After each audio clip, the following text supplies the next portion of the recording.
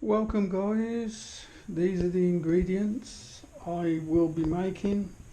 Some sauerkraut again. I've run out, as you know, if you're a regular viewer of my channel, you know I'm a big believer in making sauerkraut. So the ingredients are, I've got some broccoli, I've got celery, we got cauliflower, we got carrots, I've got a Swede, I've got some garlic. If you can see this garlic here, lots of garlic.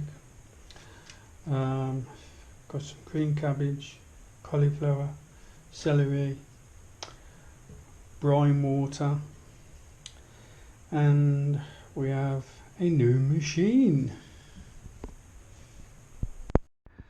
Well, it's always nice to have a little bit of help in the kitchen.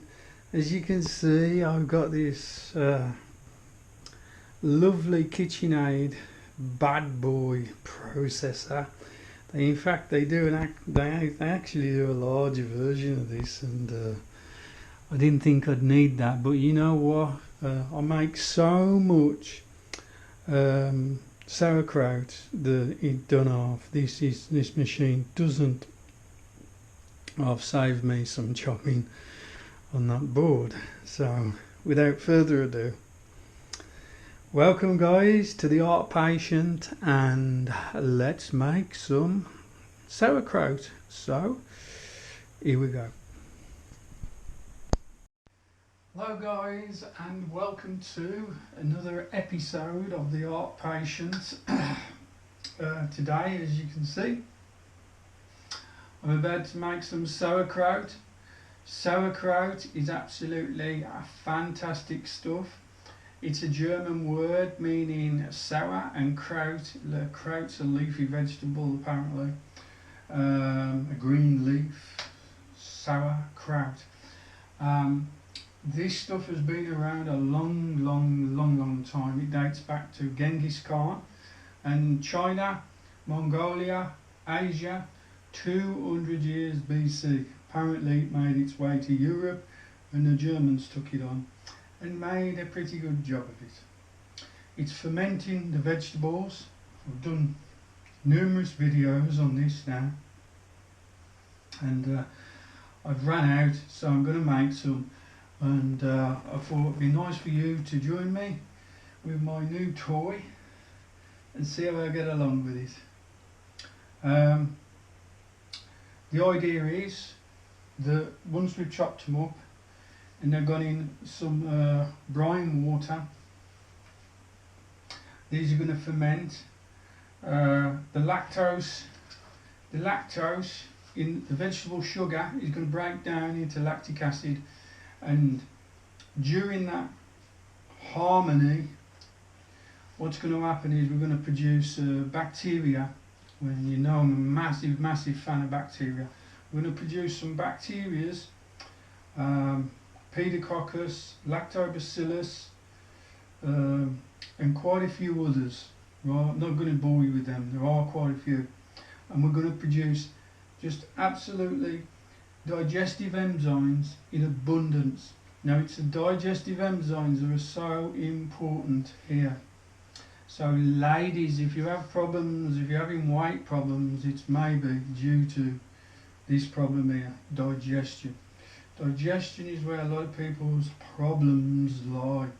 There's also vitamin C when this is finished fermenting. This is exactly the opposite of pasteurization. Now, you can buy sauerkraut, before we go on, you can buy sauerkraut.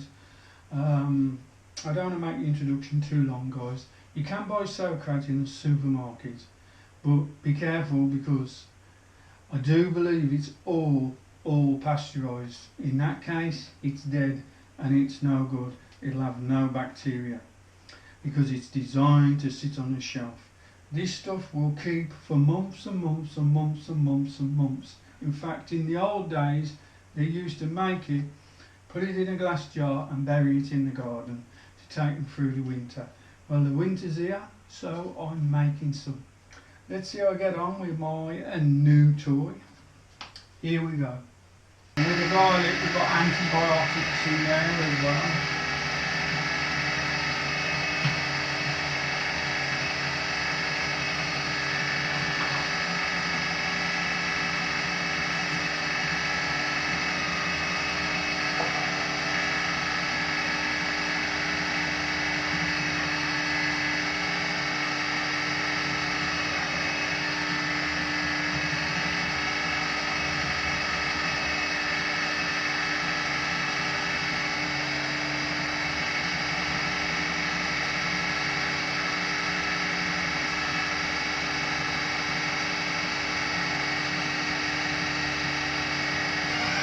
The process has done its job, and I'm now packing the jars. Like I said, the bacteria from the last batch, I always keep the juice because it contains bacteria. So we're going to use this bacteria, which is at the minute is dormant. The bacteria has just come out of the fridge, and when it gets to quite a cold temperature, it will stop fermentation. Bacteria does. If you ever want to stop fermentation, you put it in the fridge. But as it warms up, and this is still quite cold, as it warms up, it will start the fermentation of the next batch. I hope that makes sense for you. So we're just packing the jars. I've already tipped some of the bacterial juice in here.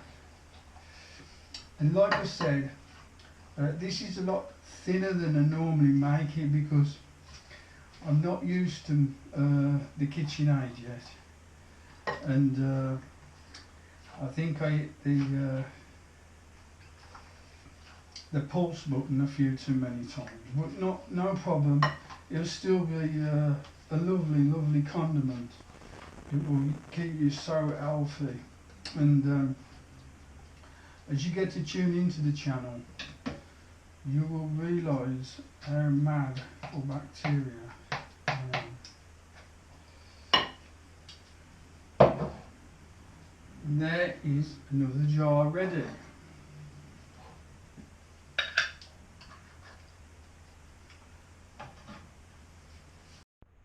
Okay, here we have the finished product. As you can see, it's come out the processor quite thin, even though it was on the thickest cut, due to my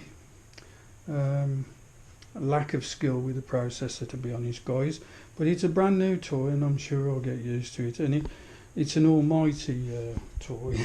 KitchenAid, what a toy. It just took so much work out of it. The consistency is a lot thinner than generally I eat it, because I couldn't possibly chop it this thin. As you can see now, I'm just mixing it up. Now there is some brine in there,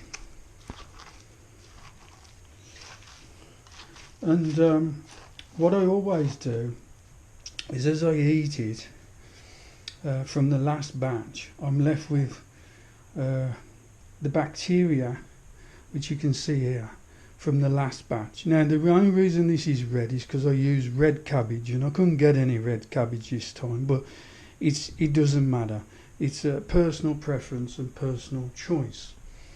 And what I do here is I use the bacteria, because this is full of bacteria, so never throw it out.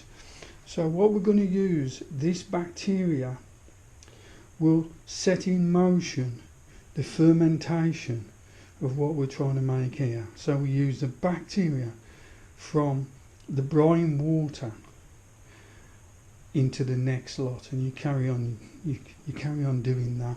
You use the bacterial water into your next lot.